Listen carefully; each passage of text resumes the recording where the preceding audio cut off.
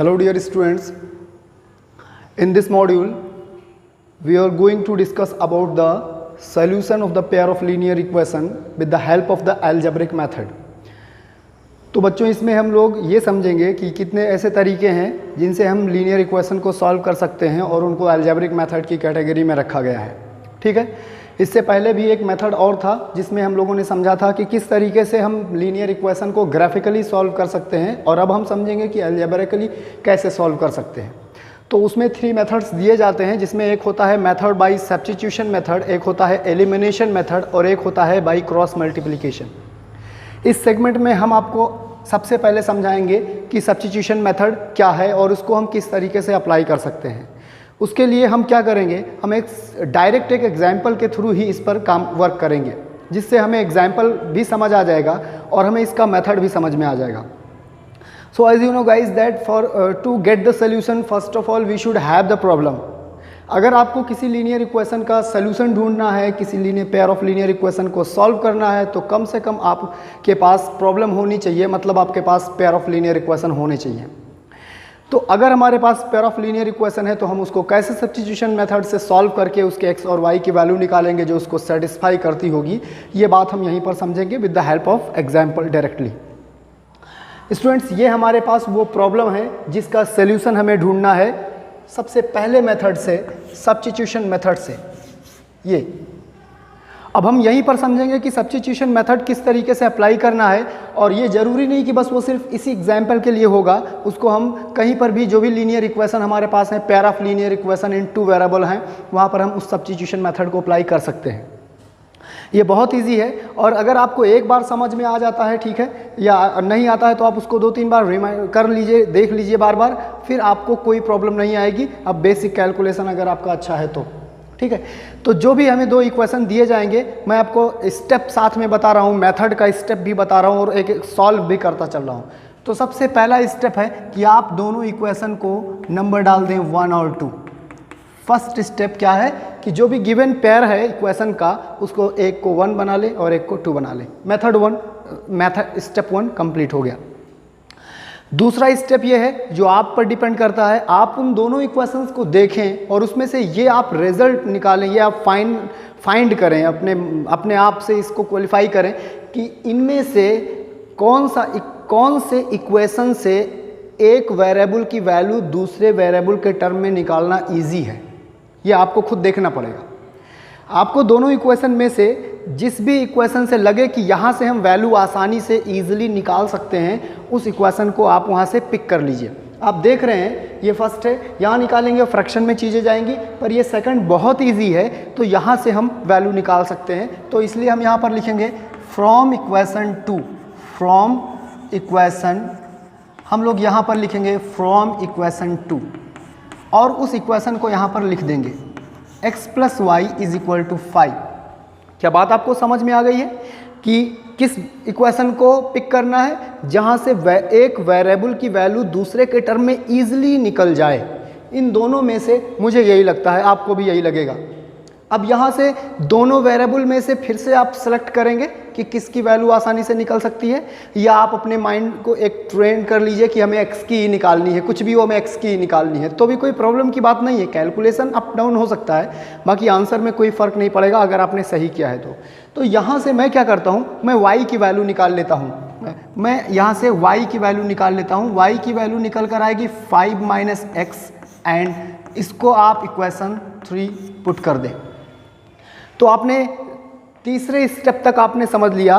पहले इक्वेशन बनाने हैं, उसमें से जो इजी है वो उसको पिक करना है, वहाँ से एक वेरिएबल की वैल्यू दूसरे के टर्म में निकालनी है, और इस तरीके से जो रिलेशन निकल कर आएगा उस रिलेशन को इक्वेशन 3 करना है। ठीक है, वो यहाँ पर आपको दिख रहा है। अब क्या करेंगे, जिस भी इक्वेशन से आपने वैल्यू निकाल ली है उसको तो अपने दिमाग से डिलीट ही कर दीजिए कि ऐसा कुछ है, उसको हटाइए बिल्कुल। अगर आप इसको हटा दे रहे हैं तो आपके पास ये इक्वेशन फर्स्ट बचता है। जो भी वैल्यू आपने निकाली है उस वैल्यू को सब्स्टिट्यूट कर दीजिए इक्वेशन फर्स्ट में। अगर आपने सेकंड लिया था तो फर्स्ट में कर दीजिए। तो जब आप इस वैल्यू को वहाँ सब्स्टिट्यूट करेंगे, ये लास्ट स्टेप है, यहीं से आपको एक वेरिएबल की वैल्यू निकल जाएगी। तो आप लिखेंगे using this value in equation 1, this value in 1 आप वहाँ पर 1 में इसका यूज़ कर लीजिए। जैसे आप इसको वहाँ यूज़ करेंगे रिजल्ट आप देखें क्या आएगा, 2x -3 and 5 - x is equal to 4। यही तो आपका इक्वेशन था। इसमें से y जो था उसकी जगह पर हमने सब्स्टिट्यूट कर दिया, this is called substitution method. Substitute कर दिया 5 - x और यहाँ पर पुट कर दिया। अब हम इसको सॉल्व करेंगे तो ये रिजल्ट हमारा हो जाएगा 2x - 15 plus x, 3x is equal to 4। और सिंप्लीफाई करेंगे तो 5x इज इक्वल टू 19 और सिंप्लीफाई करेंगे तो x इज इक्वल टू 19/5। तो आपको एक वैल्यू यहाँ से मिल गई x की, ठीक है। और आपको y की भी वैल्यू फाइंड आउट करनी है। अब क्या करेंगे, जो भी x वेरिएबल की वैल्यू है उसको थर्ड में पुट करेंगे, इक्वेशन थर्ड में। 3 इक्वेशन वर्क करेंगे यहाँ पर। ये जो वैल्यू निकल कर आई है इसको इक्वेशन थर्ड में पुट करना है, ठीक है। इसको इक्वेशन थर्ड में पुट करना है। तो जब हम इसको इक्वेशन थर्ड में पुट करेंगे तो using this in third, using this in 3, equation 3 में अगर हम उसको यूज़ करेंगे तो ये है हमारा इक्वेशन 3 और ये हमारे x की वैल्यू। देखेंगे क्या आएगा, y इज इक्वल टू 5 - 19/5 और सिंप्लीफाई करेंगे 25 - 19/5 and from here you will get 6/5। तो ये जो आप दोनों रिजल्ट देख रहे हैं ये और यही आपका सोल्यूशन है। और आप जानते हैं कि इसको अगर हमें चेक करना है कि ये है कि नहीं है तो इन इक्वेशंस में x की वैल्यू और y की वैल्यू पुट करके और आप देख सकते हैं कि आपने सही सॉल्व किया है या नहीं। इस तरीके से हम ज़्यादा टाइम नहीं हमारा गया इसमें कि हम पूरा लिखें मेथड्स को एक एक करके फिर उसको समझें। डायरेक्ट हमने एग्जाम्पल से समझा है, ये ज़्यादा ईजी और अच्छा भी है। इक्वेशन बनाइए, किसी एक इक्वेशन को सेलेक्ट कीजिए, वहाँ से एक की वैल्यू दूसरे के टर्म में निकालिए, उसका जिसको सेलेक्ट किए थे उसको छोड़कर दूसरे वाले में उसका यूज़ कीजिए, वहाँ से ऑटोमेटिकली आपको एक वैल्यू निकलेगी, उस वैल्यू को थर्ड में पुट कीजिए और आपको दूसरी वैल्यू निकल जाएगी। तो ये था सब्स्टिट्यूशन मेथड। इस मेथड के हेल्प से आप आसानी से सॉल्व कर सकते हैं, ठीक है। अब इसी सेगमेंट में आपका एलिमिनेशन मेथड है जिसको भी हम अभी बहुत आसानी से समझ लेंगे, ठीक है। तो आप इसको कंप्लीट करें, मैं आपको समझाता हूँ elimination method.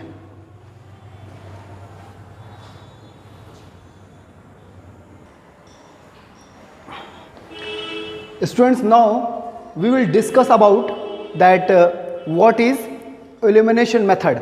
That means we are going to learn about that how can we find out the value of the variable involved in the given pair of linear equation and with the one new method called elimination method. हम ये समझेंगे। मैं फिर से आपको कहूँगा, मैं फिर से आपको एग्जाम्पल के थ्रू ही समझाने वाला हूँ, ठीक है। मेथड्स कई सारी किताबों में, ज़्यादातर बुकों में लिखा होता है, ठीक है, आप देख लेंगे, समझ भी लेंगे, पर उसको अप्लाई करना ज़्यादा इंपॉर्टेंट होता है। हम अगर उसको अप्लाई नहीं कर पाते हैं तो फिर वो हमारे किसी काम का नहीं रह जाता है। तो इसलिए मैंने सोचा कि आपको सीधे एग्जाम्पल से सिखाया जाए, जिससे क्या होगा कि आप मेथड भी समझ लेंगे और आप सॉल्व करना भी समझ लेंगे, ठीक है। तो एलिमिनेशन मेथड हमारे पास नेक्स्ट है, जिसको हमें आपको समझाना है कि व्हाट इज़ एलिमिनेशन मेथड, ठीक। इसमें करते क्या है, सबसे पहले हमारे पास जो भी इक्वेशन है उनको हम 1 और 2 नंबर दे देंगे, ठीक है। वो हमारे पास वही सेम एग्जांपल है, बस हम इसको एलिमिनेशन मेथड से सॉल्व करने वाले हैं, ठीक है, दे दिया।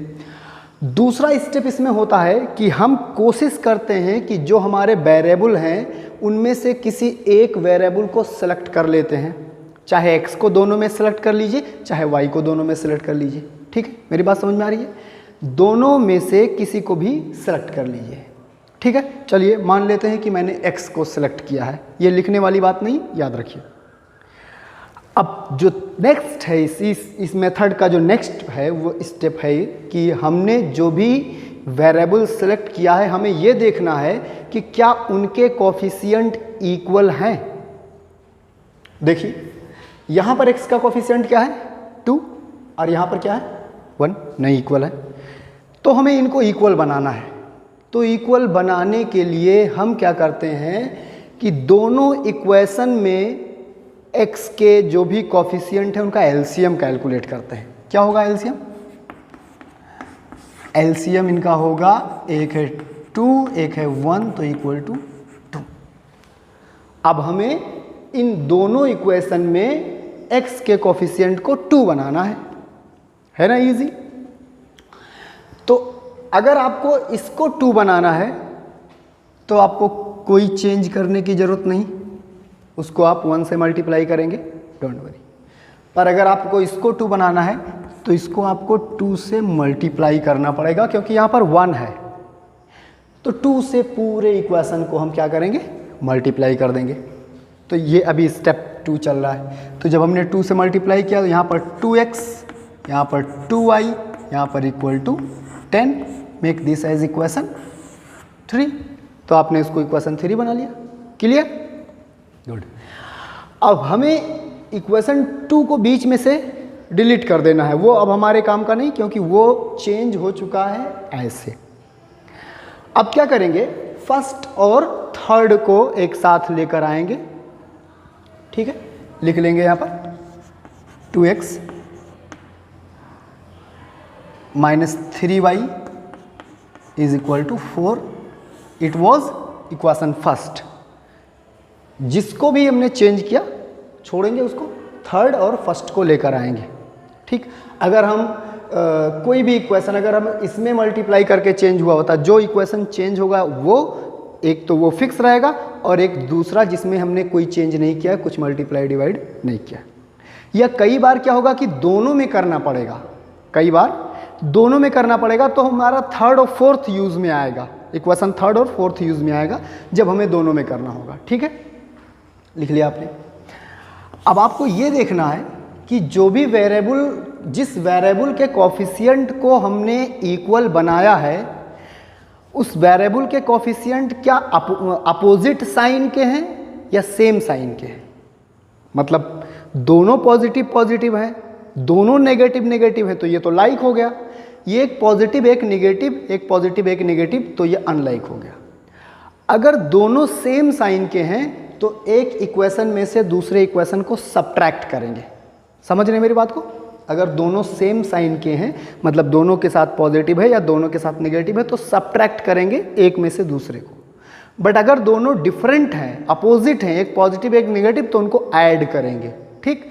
बट चलो यहाँ पर देखते हैं, ये पॉजिटिव है, ये भी पॉजिटिव है, मतलब दोनों सेम साइन के हैं, तो हम क्या करेंगे, सब्ट्रैक्ट करेंगे। सब्ट्रैक्ट करने पर आपको पता है positive negative, negative positive, positive negative, कोई डाउट नहीं। अब आप सोचिए, equal and opposite cancel, positive positive, और यहां पर आप देख रहे हैं यहां से हमको y की वैल्यू मिल जाएगी कितनी, 6/। देखिए आसानी से आपको वैल्यू मिल गई। अब इस वैल्यू को आप इन दोनों में से किसी भी इक्वेशन में यूज कर लीजिए, जो पहले के आपके इक्वेशन थे, किसी में भी यूज कर लीजिए, आप इसके लिए फ्री हैं, किसी में भी यूज कर लीजिए। मैं क्या करूंगा, मैं इसको यहाँ पर यूज करूंगा। क्यों, क्योंकि यहाँ पर कैलकुलेशन कम है, इसलिए मैं वहाँ पर यूज करूंगा। तो जब हम y की value using this value of y in which second equation we get, तो हमको क्या मिलेगा वो हम लोग देखते हैं। एक तो हमें x मिल जाएगा, एक हमें y की वैल्यू है 6/5, ये मिल जाएगा इक्वल टू 5, ठीक। यहाँ से हम समझेंगे इसको, x is equal to 5 minus 6/5, and from here you can find it as this became 19/5। देखिए, क्योंकि हमने इक्वेशन चेंज नहीं किए तो हमारा आंसर कैसे चेंज हो सकता है, नहीं होगा। अगर हम सही कर रहे हैं तो बिल्कुल नहीं होगा। तो इस मेथड को हम लोग क्या बोलते हैं, एलिमिनेशन मेथड। आपको समझ आया होगा, किसी एक वेरिएबल को एलिमिनेट करेंगे, इसी को 2-3 आप समझिए मेथड है, एग्जाम्पल तो समझिए ना, आप मेथड समझिए। किसी एक को एलिमिनेट करेंगे, ऐसा बिल्कुल नहीं कि मैंने x को किया है तो आप भी x को करें, ऐसी कोई ज़रूरत नहीं है, आप y को भी कर सकते हो, डिपेंड ऑन यू, ठीक है। तो इस तरीके से हम इसको समझेंगे। अब हमारे पास इसमें मुझे आपको जो बताना है वो हमारे पास 2 बचा हुआ है। एक तो क्रॉस मल्टीप्लिकेशन मेथड के फॉर्म में बचा हुआ है कि हाँ वो मेथड है, और एक हमको ऐसे सिचुएशन और इक्वेशन मिलेंगे जिनको रिड्यूस करके लाना होगा, लीनियर इक्वेशन। तो रिड्यूसिबल फॉर्म बचे हुए हैं कि उनको रिड्यूस करके लीनियर इक्वेशन बनाना होगा। तो वो हम डिस्कस करेंगे नेक्स्ट लेक्चर में। Okay, thank you.